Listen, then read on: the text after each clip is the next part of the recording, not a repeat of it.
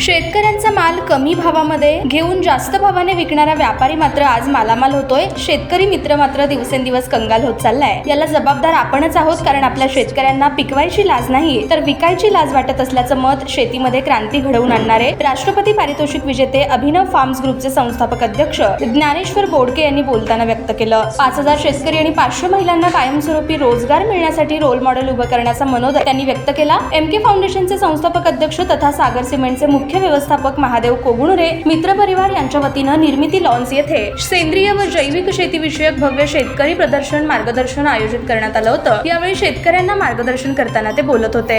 यावेळी दक्षिण सोलापूर, अक्कलकोट आणि उत्तर सोलापूर तालुक्यातील अनेक शेतकरी आपले विचार व्यक्त करत महादेव कोगुणुरे यांना राजकारणात उतरण्याची विनंती त्यांनी केली. दुष्प्रधान होतं या 4-5 वर्षात बाई बोलून देत नाही अजिबात. हे नवरा कटाळून जाते घरातून निघून. त्या सगळ्या सिस्टम चालू झालं. मी आमच्याकडचं सांगतो शहरातलं. कदाचित तुम्ही कष्टाळू बायका असेल, बडबड नसेल कमी करीत असेल, मला माहिती नाही त्या सिस्टममध्ये, म्हणून थोडंसं बदलावं लागेल. शेतीचे पॅटर्न बदलायचे आपल्याला, बाकी काही करायचं नाही. आणि महादेव कोगनुरे साहेब आणि ओम हे कार्यक्रम झाल्यानंतर आम्ही 10 मिनिटं चर्चा करणार आहे.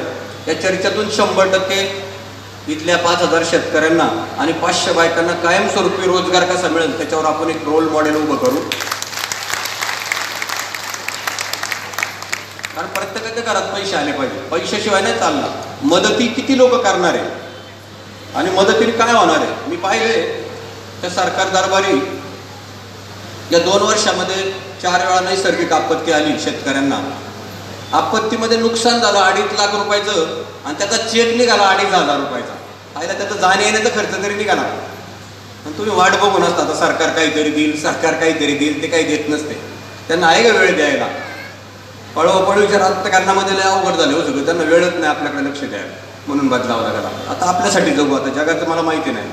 आपल्यासाठी जगू. आपल्यासाठी एक नेता आहे की, बरोबर ना? त्यांनी सांगितलं मी नेता नाही, मी तुमच्यासारखा तरुण काय ते पार अगदी मातीत हात घालून काम करायला तयार आहे. आतली माणसं चालणार ना आपल्याला. आपल्यातलंच वाटलं पाहिजे. ते नेता झालं तुम्हाला माहिती आहे, ते आपल्याकडे बघतच नाही.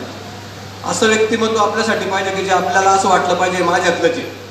तीच ताकद त्याच्या 2-3 जण जे बोलले आणि त्यांच्या तोंडातून उत्स्फूर्तपणे आली की आपल्यातलाच वाटला पाहिजे. ते काम आपल्याला करता येईल. काही काळजी करू नका. त्याचा नेतृत्व ही लोक करतीलच. आणि कुठलंही नेतृत्व करू द्या, आपल्याला मदत करणारं नेतृत्व असलं की बाद झालं आपल्याला या सगळ्या सिस्टममध्ये. म्हणून आता आपल्याला शेतीमध्ये खूप बदल करायचे. पाणी कमी आहे, कमी पाण्यावरचीच शेती करायची. कशाला लय पाण्याची शेती लावता? कुणी सांगितलं तुम्हाला लय पाणी लागतं शेतीला? शेतीला पाणीच लागत नाही, ओलावा लागतो, मॉइश्चर लागतं फक्त. कुणी सांगितलं शेतीला पाणी लागतं? ताज्या बातम्या पाहण्यासाठी प्राईम महाराष्ट्र न्यूज चॅनलला सबस्क्राईब करा.